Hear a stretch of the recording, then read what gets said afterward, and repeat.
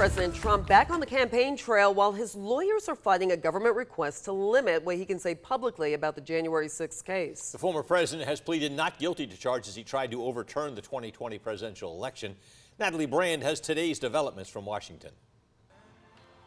Former President Donald Trump, rallying supporters in New Hampshire, is making the criminal cases against him a cornerstone of his campaign. Now they indicted your president, your former president, who is very popular, 75 million people. Given his platform, the special counsel wants to prevent Trump from sharing sensitive and confidential material as prosecutors prepare to share evidence with the defense.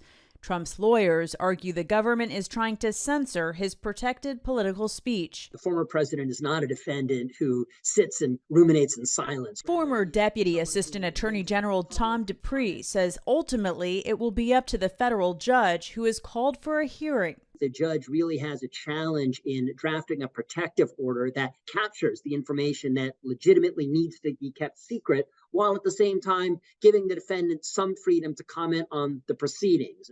A Trump supporter at his event Tuesday told CBS News his legal challenges are fueling their support and donations, money that Trump acknowledges will be needed for his court battles. I'm sorry, I won't be able to go to Iowa today. I won't be able to go to New Hampshire today because I'm sitting in a courtroom on bull.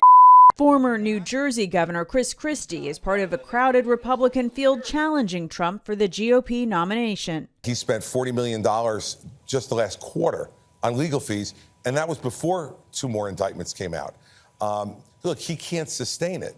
And he's ripping people off. According to the latest numbers available, Trump's Save America PAC had less than $4 million cash on hand at the end of June.